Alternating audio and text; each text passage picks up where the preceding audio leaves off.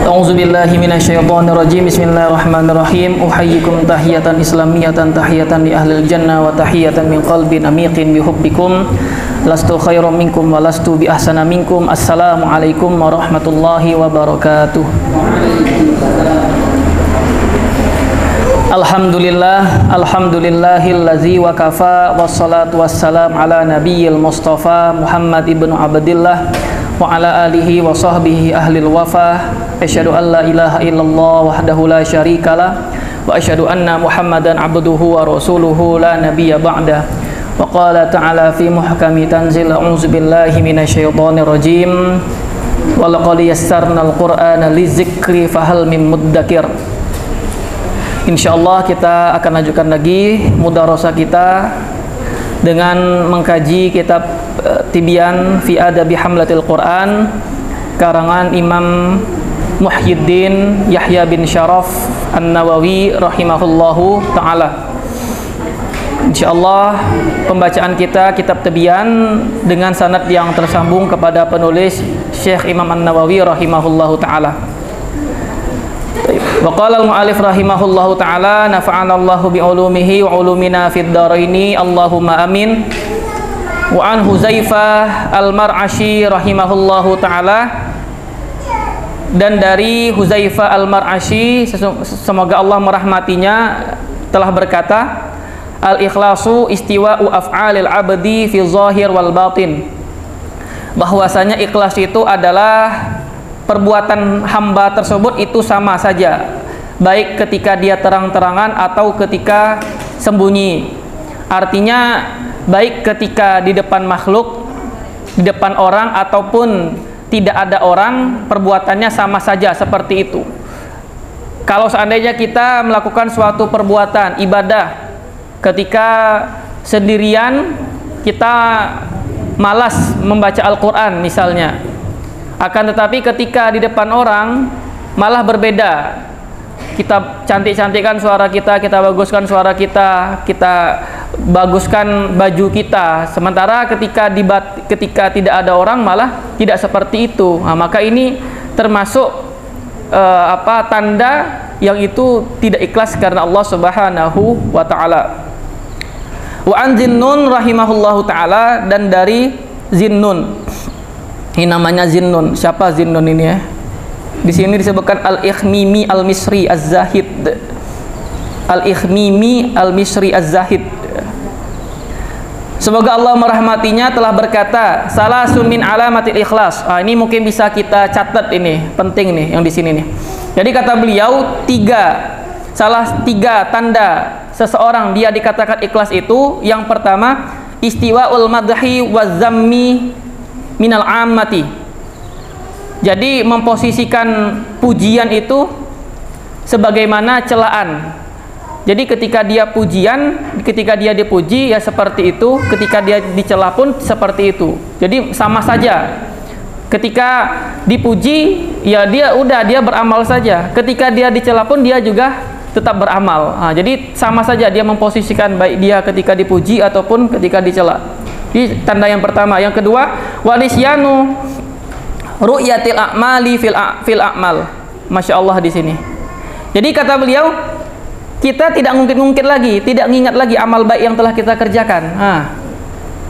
Jadi konsepnya itu ketika kita beramal sesuatu, apa yang kita lakukan, kebaikan apapun yang kita lakukan, itu kita lupakan. Jangan diungkit-ungkit. Kau ingat tak dulu tuh aku pinjam duit, aku kasih kau duit, kan ngungkit-ngungkit yang dulu-dulu, aku pinjaman kau HP. Ini termasuk tanda-tanda yang mungkin tidak ikhlas karena Allah Subhanahu wa taala. Kalau dia ikhlas karena Allah, ketika orang itu dia lagi butuh misalnya, maka dia tidak akan ngungkit lagi hal yang pernah dia lakukan, kebaikan apapun yang dia lakukan ketika dulu, di masa dulu. Yang ketiga, wa iktida'u sawabil a'mali fil akhirah. Jadi yang ketiga itu dia hanya mengharapkan balasan amalan tersebut di akhirat. Jadi ini tiga tanda mungkin yang bisa kita catat. Yang pertama, memposisikan pujian dan celaan itu sama saja. Yang kedua, kita lupakan, tidak ungkit lagi kebaikan apapun yang telah kita lakukan. Lalu yang ketiga, apapun yang kita lakukan itu semata-mata mengharapkan balasan dari Allah di akhirat nanti.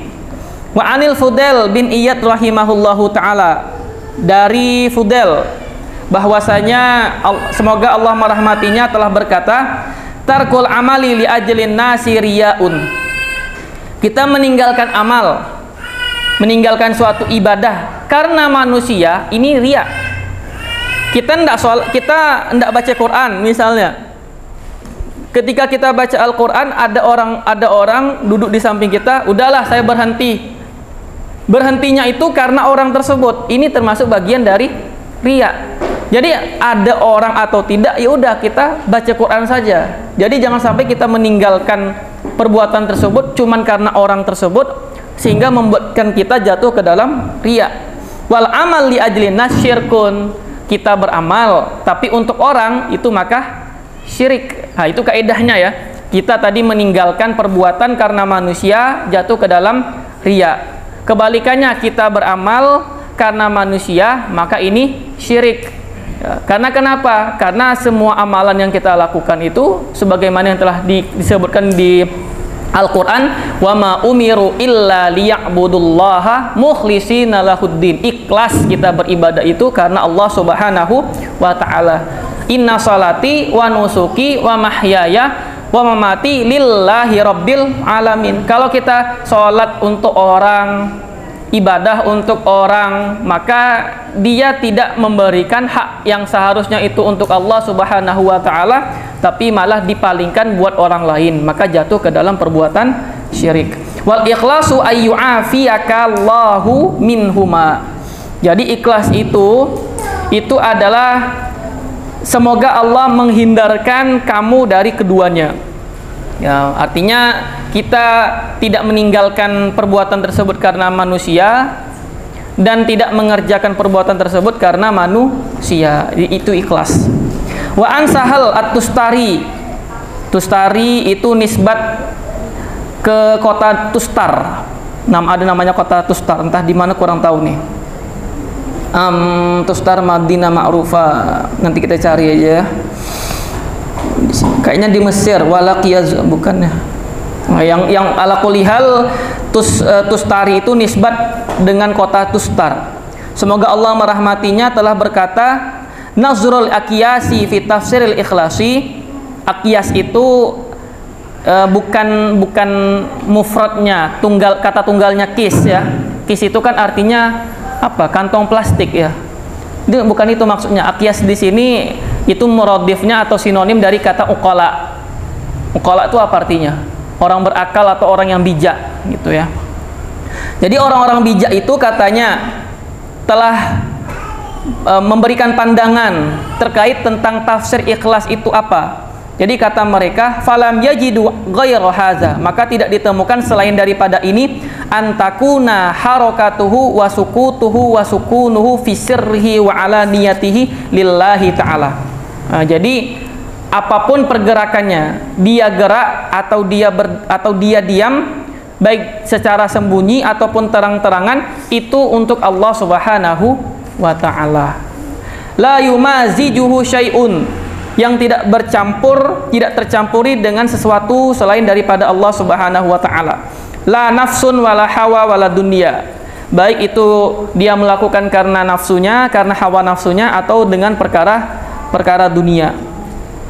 Wa anis Sirri radhiyallahu anhu, dan dari Sirri semoga Allah meridhoinya telah berkata, la ta'mal linnasi syai'an, jangan engkau melakukan suatu perbuatan karena manusia, wala tatruk lahum syai'an, dan jangan meninggalkan sesuatu karena manusia, wala tu'ti lahum syai'an wala takshifu lahum syai'an, dan jangan engkau mengungkapkan sesuatu itu juga karena mereka. Lahum, hum itu domir kembalinya ke manusia, ke orang-orang. Jangan mengungkap sesuatu itu untuk manusia.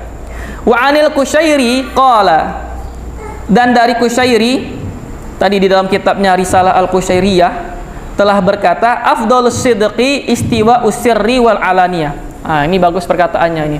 Jadi ciri dan tanda orang itu dia dikatakan jujur itu ketika istiwa usirri wal alaniyah, dia memposisikan ketika dia terang-terangan dan ketika dia sembunyi itu sama saja. Ya. Ketika dia sembunyi ya baca Quran, maksudnya sembunyi ini ya cuman dia saja di dalam ruangan tersebut. Ketika terang-terangan ya dia juga masih membaca Al-Quran.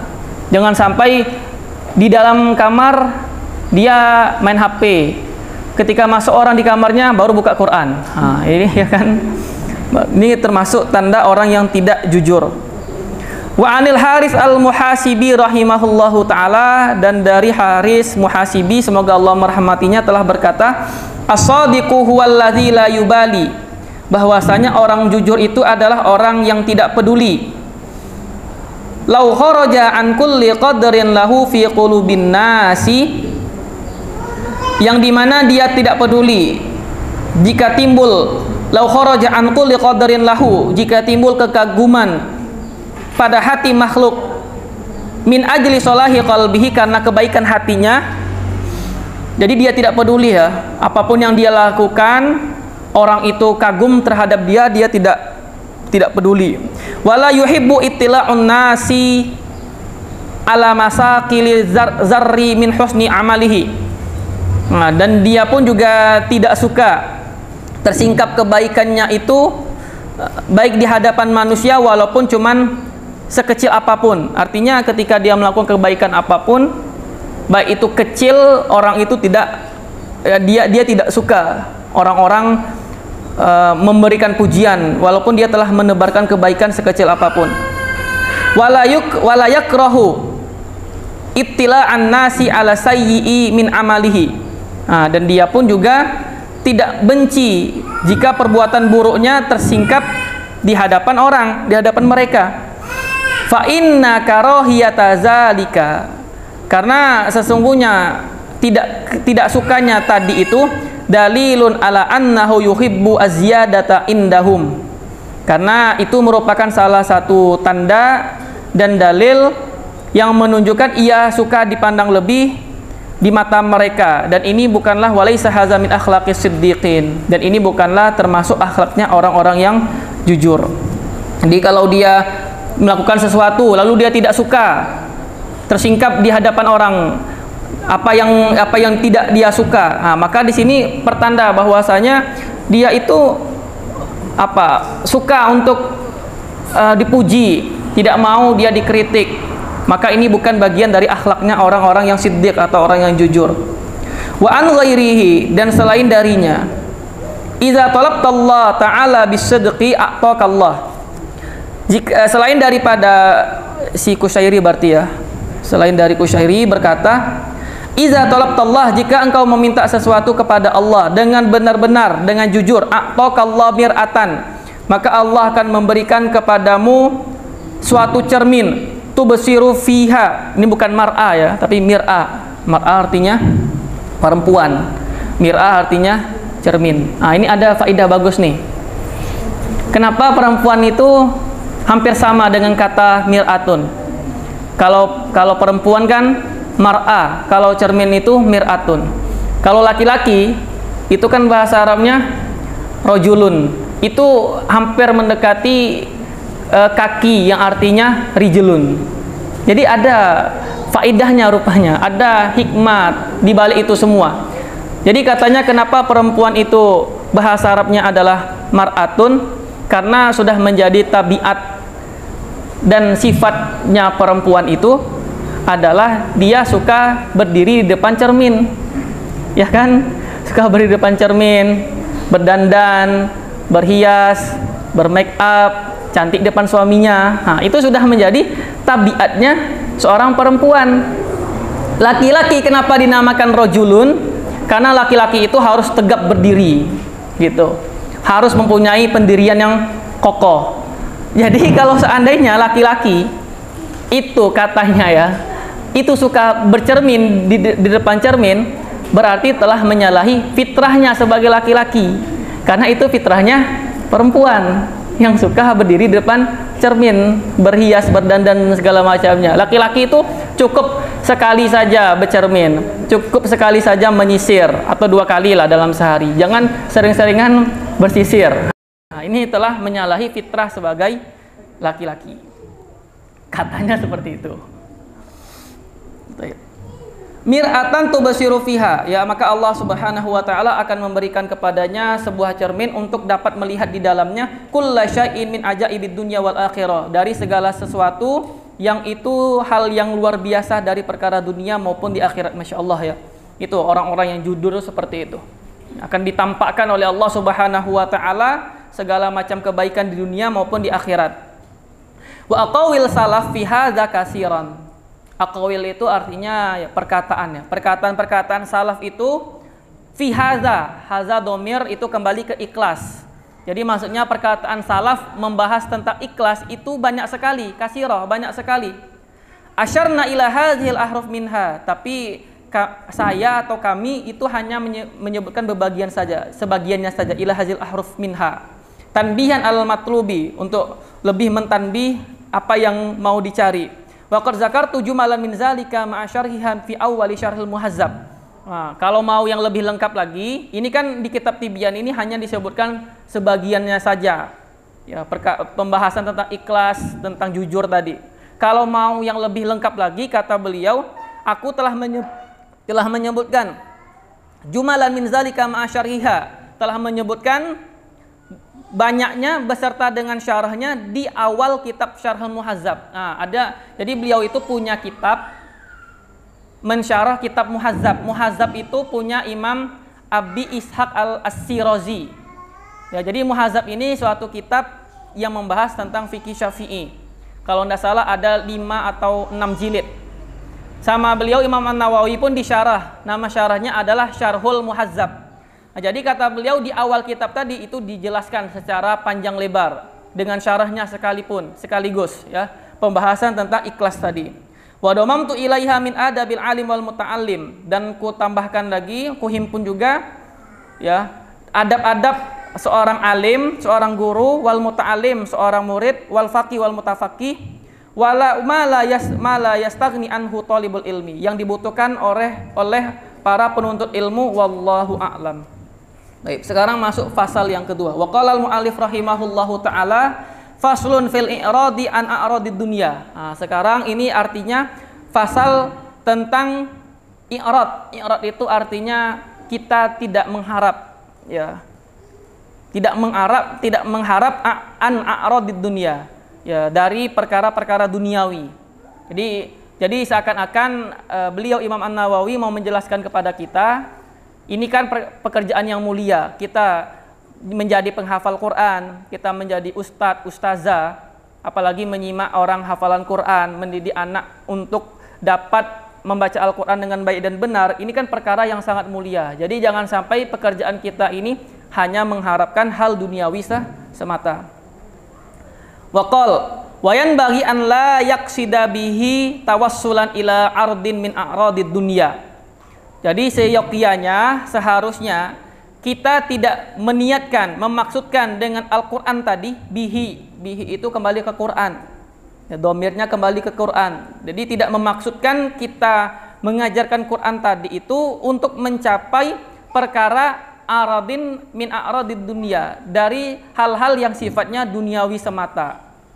Baik itu min malin, dari harta, riyasatin atau jabatan, au jahatin atau kedudukan, au irtifa ala aqranihi, atau dia bisa diminta untuk mengangkat dirinya atas teman-temannya. Nah, pokoknya jangan sampai seperti ini. Ini kan hal yang bersifat duniawi semata. Au sana indan nas, atau mengharap pujian dari orang-orang, au sorfin wujuhin nasi ilaihi, atau caper, mencari perhatian, mengharapkan sanjungan dari orang-orang, au nahwi zalika, atau selain daripada itu. Yang penting apa yang kita lakukan dengan tujuan tugas yang mulia kita ini, jangan sampai kita mengharapkan hal-hal yang duniawi semata, akan tapi kita mencari ridhonya Allah Subhanahu wa taala. Wala yashina, di sana tulisannya apa? Yashina atau yashuba? Ada 2 nuskha berarti, ya. Yashuba itu di nuskha, mungkin di nuskha di sana yashuba, nuskha di sini yashina, syana yashinu. Kalau yashuba itu artinya ikhtalato, syaba yashubu, ikhtalato artinya kurang lebih bercampur. Kalau kita lihat kan uban itu kan bahasa Arabnya apa? Syaibun kan? Syaibun. Itu kan maksudnya rambut tersebut bercampur. Yang hitam bercampur dengan warna putih. Makanya dinama dengan syaibun. Karena ada konotasinya dengan kata ikhtalato, bercampur. Kalau syana yashinu itu artinya aba yang ibu.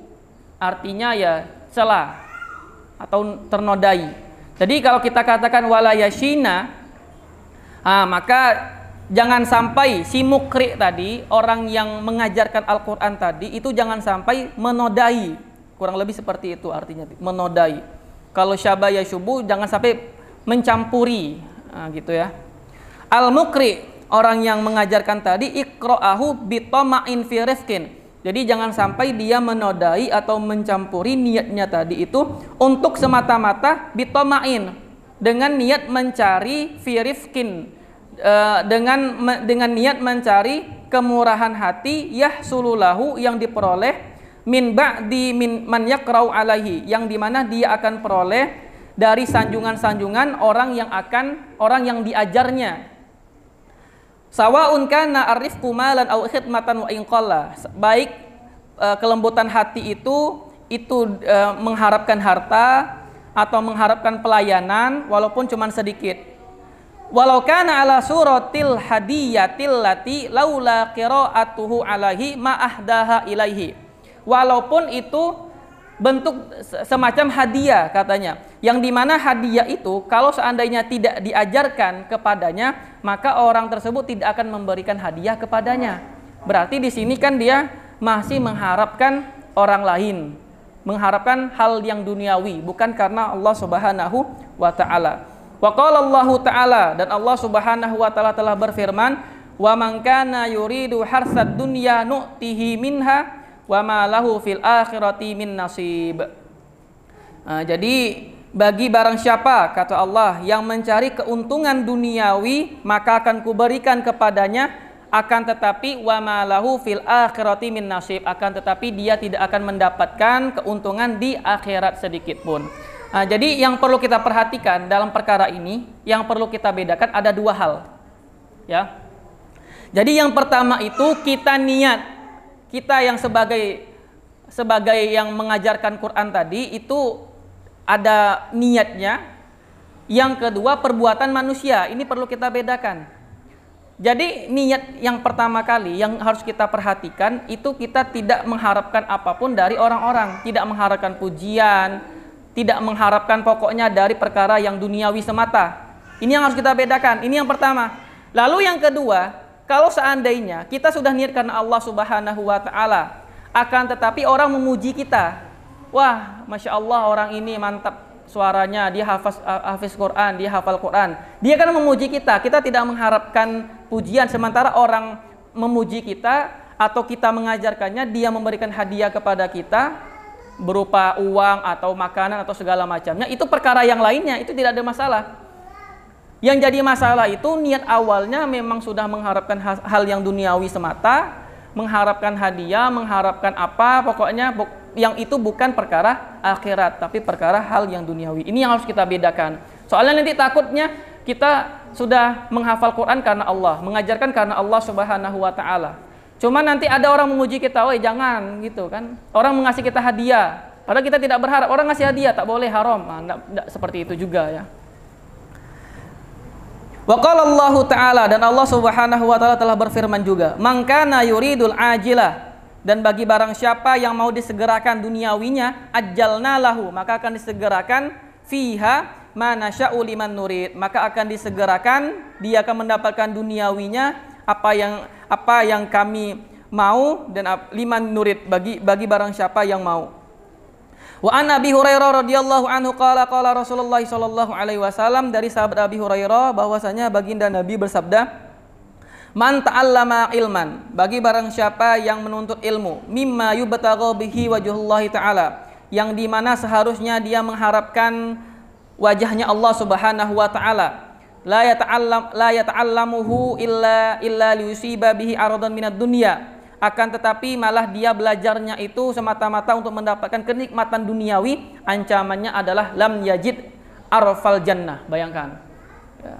Jadi seharusnya kita belajar ini, kita menuntut ilmu sekarang ini, kita nanti mengajarkan anak-anak kita ini kan semata-mata seharusnya kita mengharapkan ridho dari Allah Subhanahu wa taala. Tetapi tidak, malah kita niatnya untuk mendapatkan kenikmatan duniawi, hal-hal yang duniawi, maka ancamannya adalah jangankan untuk masuk surga, mencium bau surga saja yang seharusnya bisa dicium dari jarak yang jauh, ketika di akhirat nanti malah tidak dapat orang tersebut menciumnya.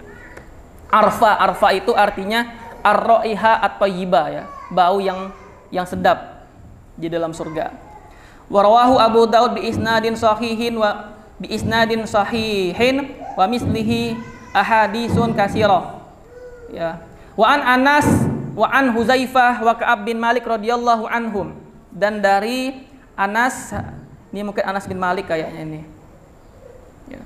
Anas dan dari sahabat Huzaifah dan Ka'ab bin Malik radhiyallahu anhum, semoga Allah meridhoinya, anna Rasulullah sallallahu alaihi wasallam qala, sesungguhnya Rasulullah telah bersabda, man talaba al ilma, bagi barang siapa yang menuntut ilmu, liyumari bihi as-sufaha, untuk mendebat orang-orang bodoh, wa yukasir bihil ulama, dan berbangga-bangga di hadapan para ulama, auliyasrifa bihi wujuhan nas, atau caper, mencari perhatian, sanjungan orang-orang, falyatabawa maq'adahu minan nar, maka persiapkanlah dirinya masuk ke dalam neraka, disiapkan baginya neraka. Nah, ini ancaman bagi orang-orang nih.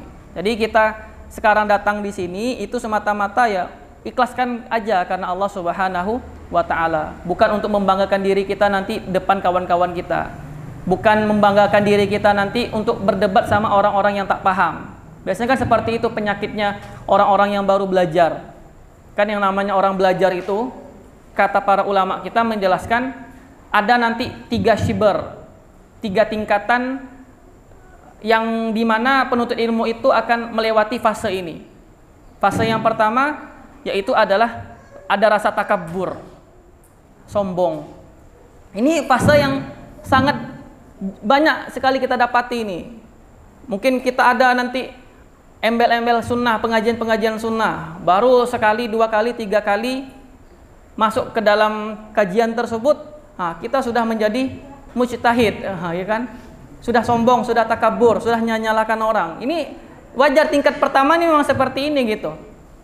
Masih ada rasa sombong, takabur. Apa ustadz itu tuh? Bukan ustadz sunnah.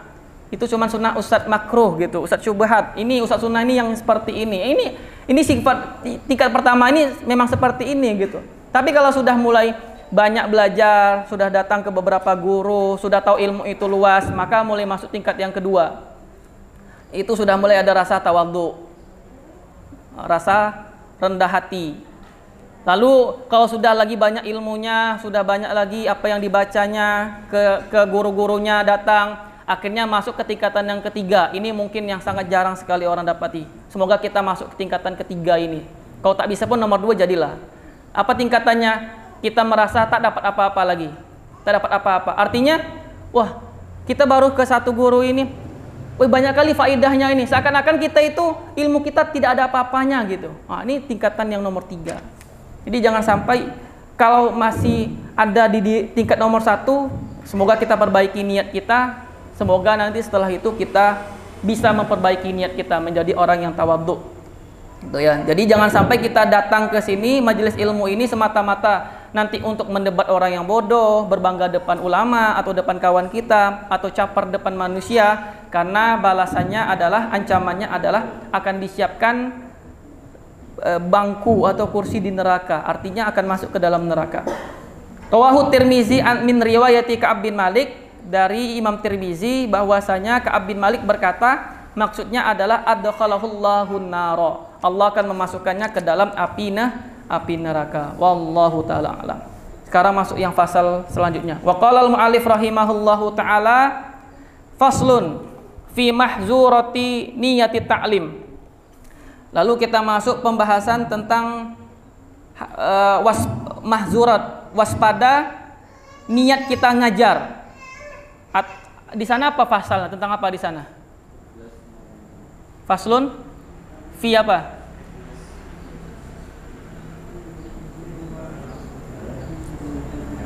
Faslun tentang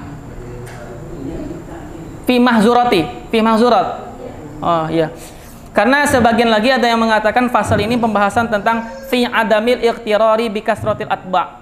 Jadi pasal ini adalah pasal menjelaskan tentang kita jangan tertipu karena banyak orang yang ikuti kita. Jadi mungkin ada sangkut pautnya juga.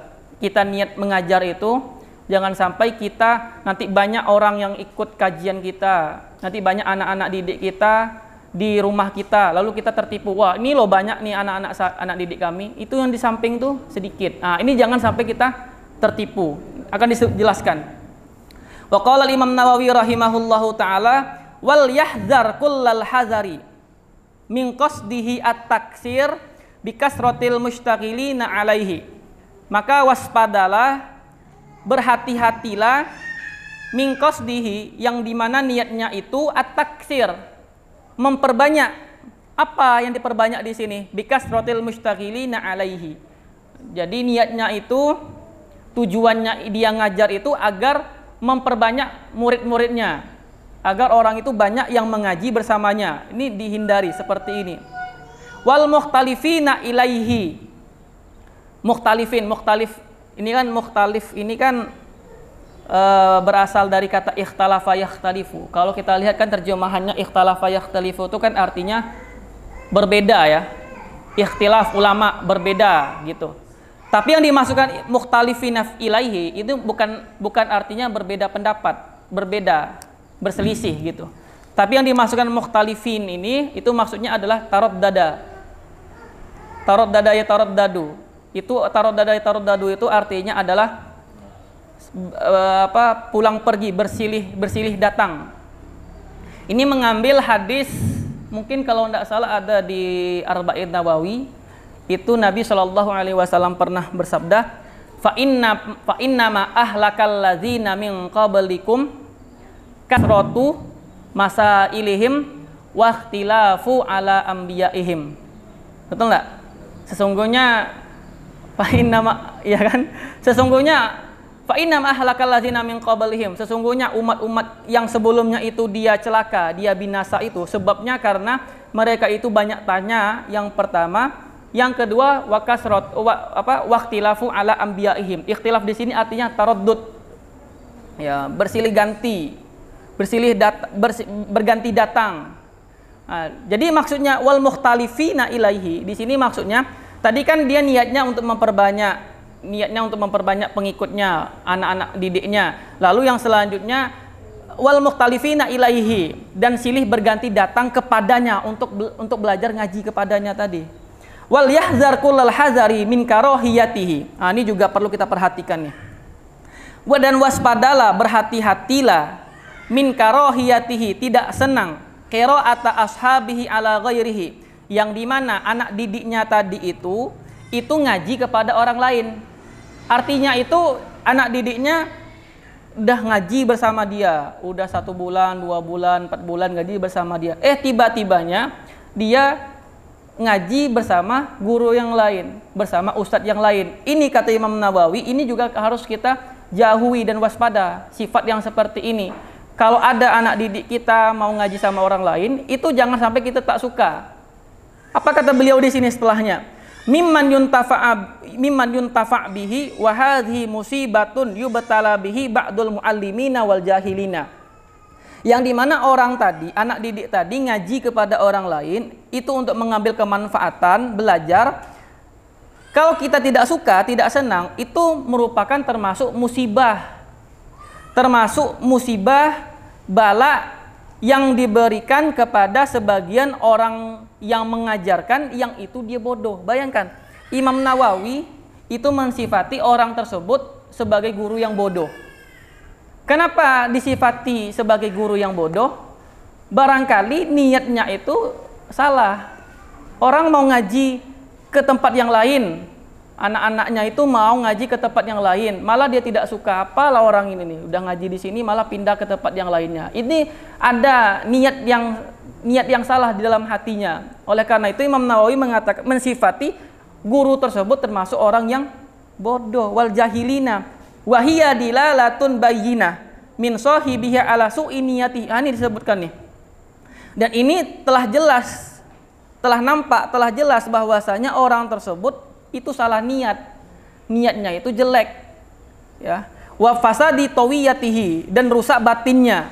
Bal hiya hujjatun qati'atun ala adami iradatihi bi ta'limihi wajhallahi ta'ala al-karim. Dan ini telah menjadi hujjah yang qat'i bahwasanya dia itu tidak mau dia mengajar itu semata-mata mencari wajahnya Allah Subhanahu wa ta'ala atau mencari ridhonya Allah Subhanahu wa ta'ala.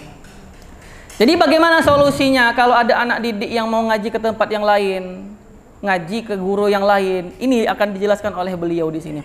Fa innahu law aradallah ta'ala bi ta'limihi. Kalaulah seandainya Allah Subhanahu wa ta'ala berkehendak atau mau bi ta'limihi dengan mengajarkannya itu tadi, lamma kariha zalika, maka dia tidak akan benci terhadap perkara tersebut. Bal qala li nafsihi, akan tapi dia berkata di dalam dirinya, ya kan, kalau nanti dapati ada anak-anak didik kita yang pergi cari guru yang lain, bukan cari ya, maksudnya belajar ke tempat yang lain, maka yang harus kita katakan dalam hati kita itu adalah ana aradtu at-ta'a bi ta'limihi. Aku ini mengajar ini mengharapkan ketaatan kepada Allah Subhanahu wa taala. Wa qad hasaltu, dan aku telah memperolehnya. Wa qad qasada bi qiraatihi ala ghairi ziyadata ilmin. Nah, ini. Jadi dia tadi, anak didik tadi itu belajar mengaji kepada orang lain ziyadata ilmin. Dia itu cuman mau menambah ilmunya saja. Berarti di sini kan ada rasa berprasangka yang baik kita kepada anak didik kita, bukan kita malah seuzon kepada dia. Fala aiba alaihi, maka dia pun tidak tercela. Ini solusinya. Nanti kalau kita buka sekolah Iqra di rumah kita kan, kadang ada kan pengajian ba'da maghrib lah atau ba'da isya gitu. Anak didik kita ada 10 orang misalnya. Lalu tiba-tiba pergi ke rumah samping atau pergi ke guru lain. Ya udah, jangan kita malah berburuk sangka. Harusnya harus ada dalam diri kita, saya telah mengajarkan dia, saya telah taat kepada Allah Subhanahu wa taala, dan dia mencari guru yang lain itu kan untuk menambah ilmunya, maka tidak ada masalah, jangan dicela. Walaqad rawaina fi musnad Imam Mujma' ala hifzihi wa imamatihi, dan telah diriwayatkan kepada kami ya seorang musnid imam yang telah disepakati hafalan dan keimamannya, yaitu Imam Abi Muhammad Ad-Darimi. Imam Darimi itu termasuk ulama muhaddis ya, yang mempunyai kitab Sunan Ad-Darimi. Rahimahullahu taala an Ali bin Abi Thalib radhiyallahu anhu annahu qala, dari sahabat Ali bin Abi Thalib, semoga Allah meridhoinya, sesungguhnya dia telah berkata, ya hamlatal ilmi, wahai para ulama, i'malu bihi, amalkanlah sesuai dengan apa yang engkau ilmui. Fa inna ma'al alim man amila bima alim. Bagi sesungguhnya seorang ulama yang telah mengamalkan sesuai dengan apa yang ia ketahui, bahwa faqa ilmuhu wa amalahu, dan telah sama sesuai ilmunya dan amalannya, wa sayakunu aqwamun yahmilunal ilma la yujawiz taraqiyahum. Maka ketika dia mengajarkan ilmunya tadi kepada orang dan sesuai apa yang dia ajarkan dan apa yang dia amalkan, maka akan menjadikan orang-orang itu yahmilunal ilma, orang-orang tersebut itu dia berilmu, ya kan, dia berilmu yang dimana ilmunya itu la yujawiz taraqiyahum, tidak melampaui tenggorokannya. Jadi artinya kita berilmu nih, lalu ilmu kita amalkan, lalu kita ajarkan kepada orang-orang, nanti orang tersebut akan mengetahui ilmu tersebut yang dimana dia tidak akan la yujawiz taraqiyahum, tidak akan melampaui tenggorokannya. Ini orang yang hanya belajar tapi dia tidak belajar secara kafah, cuma setengah-setengah saja. Ini termasuk yang disebutkan di ciri-ciri sifat kalau boleh dibilang orang-orang Khawarij ya, yang membaca Al-Qur'an itu tidak sampai tenggorokannya. Ini orang-orang seperti ini nih. Yukhalif ilmuhum amalahum, yang ilmunya menyelisihi amalannya. Wa tukhalif sariratuhum alaniyatahum, yang dimana terang-terangannya itu menyelisihi sembunyinya itu menyelisihi terang-terangannya. Ya, di depan orang baik, di belakang orang seperti itu, gitu kan? Makanya ada kata para ulama mengatakan, kalaulah seandainya kita melakukan suatu dosa itu tercium baunya, maka akan banyak orang-orang itu tidak akan mau dekat kepada kita. Saking banyak dosa-dosa yang mungkin kita perbuat, entah terang-terangan ataupun yang lebih parahnya ketika sembunyi-sembunyi tersebut, kalau seandainya yang kita lakukan itu dapat dicium orang, otomatis orang itu akan banyak menjauhi kita. Fa'niyazubillah.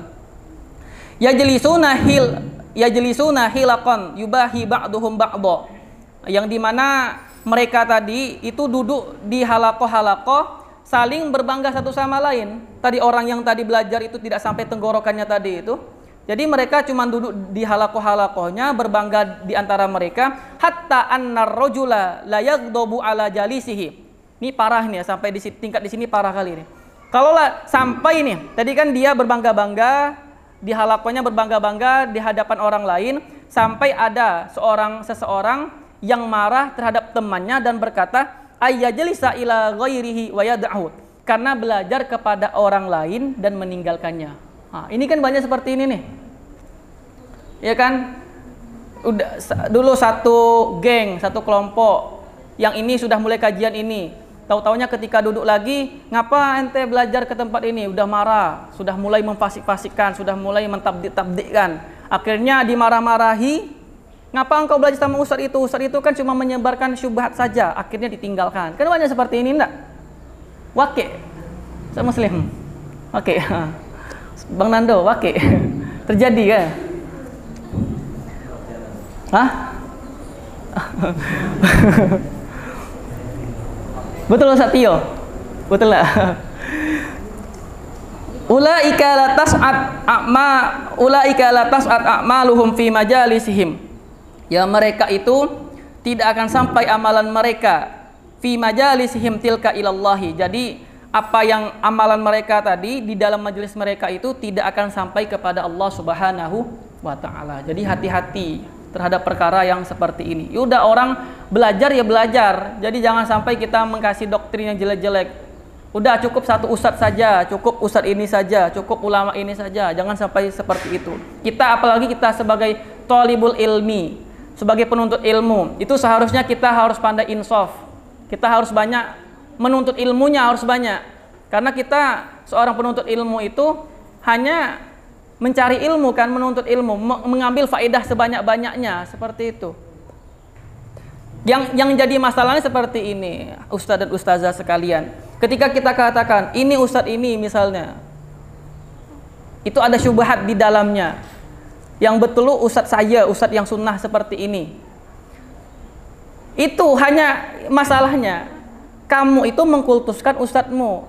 Jadi apa yang tak sesuai dengan ustadzmu, itu kau anggap ustadz yang lain itu adalah syubhat. Itu yang jadi masalahnya. Padahal kalau kalian mau lihat juga, yang namanya manusia itu pun tidak ada yang maksum. Kebenaran itu hanya milik Allah Subhanahu wa taala. Ustadz yang engkau ajarkan itu, ustadz yang engkau belajar di dalamnya, itu pun juga ada kesalahan di dalamnya. Iya kan? Jadi kalau seandainya kita hanya mengkultus satu ustadz dan satu berarti kan seakan-akan kita bilang ini loh yang sahih, ustadz yang sahih itu ini, buku yang sahih ini. Adapun yang ini adalah cuman menyebarkan pemahaman syubhat saja. Ini tidak benar perkataan yang seperti ini. Wa qad sahha 'anil Imam Asy-Syafi'i rahimahullahu taala annahu qala, dan telah benar ya dari Imam Syafi'i rahimahullahu taala annahu qala, bahwasanya beliau telah berkata, wadittu annal khalqa, aku ingin bahwasanya orang-orang itu ta'allamu hazal ilma, belajar ilmu itu maksudnya ilmu dari beliau dan buku-buku dari beliau, ala an la yunsab ilayya harfun minhu, tidak dinisbatkan satu huruf pun kepadaku. Masya Allah, bayangkan, Imam Syafi'i yang sudah banyak ilmunya, yang sudah banyak bukunya, beliau itu mau orang-orang belajar ilmunya, belajar kitab-kitabnya, tapi tidak dinisbatkan satupun huruf itu kepada beliau. Ini kan menunjukkan ketawaduan beliau. Bahkan ada beberapa buku ulama yang dimana sampai detik ini kita tidak mengetahui siapa mu'alifnya, siapa penulis aslinya. Dan buku itu sudah bermanfaat, sudah dipakai oleh para ulama dan para penuntut ilmu. Seperti misalnya di dalam ilmu shorof itu ada yang namanya kitab Matan al-Bina wal Asas. Ya, kitabnya apa? Penuntut ilmu pemula shorof, ilmu shorof, nama judul kitabnya adalah Matan Bina wal Asas. Itu sampai detik ini itu tidak diketahui siapa penulisnya, tak diketahui. Majhul, orangnya tak diketahui. Tapi dia majhul. Tapi ingat, lihat ilmunya telah memberikan kemanfaatan. Bahkan orang-orang ketika sebelum membaca kitabnya mendoakan beliau rahimahullahu taala wa qala al-mu'allif kitab Matan Bina wal Asas rahimahullahu taala. Syekhnya bilang rahimahullah dan para penuntut ilmunya bilang rahimahullahu taala. Bayangkan. Ya, menandakan rasa ikhlas tawaduknya mereka itu dalam belajar. Kalau kita tidak kan, kalau kita sudah copy paste di media sosial, copy paste di Facebooknya orang, sebuah maklumat, ilmu atau apa, tapi perkataan orang tadi dihapus, iya tak? Seringnya seperti itu kan? Kita kita mau dibilang, wow ini loh tulisan saya nih gitu. Padahal isinya copy paste, iya kan? Ini kalau seperti ini sebenarnya termasuk khianat ilmiah seperti ini.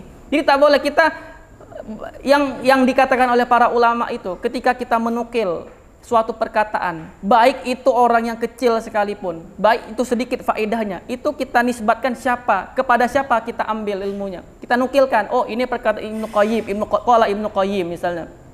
Qala Syekhul Islam Zakaria Al-Ansari rahimahullahu taala wa qala Imam Nawawi rahimahullah. Jadi disebutkan. Jangan sampai model copy paste, udah ngajak debat orang, ilmunya ilmu dari orang. Kan ini suatu yang sangat ajib di zaman modern abad ke-21. Baik, sekarang masuk tentang akhlaknya seorang pengajar Quran. Wa qala al-mu'allif rahimahullahu taala faslun fi akhlaqi muallimil Quran. Akhlaknya orang pengajar Al-Quran. Nah ini dijelaskan oleh beliau bagaimana akhlak kita sebagai guru kepada anak didik kita, akan dijelaskan di sini. Wa yanbaghi lil muallimi ayatakhallaq bil mahasin allati warada asy-syar'u biha. Dan seyogyanya bagi seorang muallim, seorang guru itu menghiasi akhlaknya dengan yang baik-baik, bil mahasin. Ya. Jadi akhlaknya itu harus dihiasi dengan yang baik-baik, yang dimana allati warada asy-syar'u biha, yang dimana telah ada tuntunan dari syariat di dalamnya. Wal khilal hal hamida wasyaim al mardiyah allati arsyada ilaiha, yang dimana di dalamnya itu ada sikap dan sifat terpuji lagi diridhoi. Minazuhada fid dunya, dari sifat zuhud di dunia, wat taqallul minha. Ya, jadi kita harus sifat mu'alim tadi menghiasi akhlaknya, yang pertama itu ya harus zuhud terhadap dunia, lalu mengambil sedikit dari dunia. Ya, jadi jangan sampai kalau kata Syekh Shalih Ibnu Utsaimin rahimahullahu taala mengatakan, jangan sampai dunia itu kita letakkan ke dalam hati kita. Ya. Yang namanya dunia itu harus kita letakkan di genggaman kita. Biar apa? Biar kalau lepas ya udah biarkan saja. Tapi kalau sudah dalam hati, mendarah daging, tak dapat kita nyosal, gitu kan? Karena perkara dunia sudah mendarah daging di dalam hatinya. Seharusnya ya udah letakkan di genggamannya saja, seperti itu.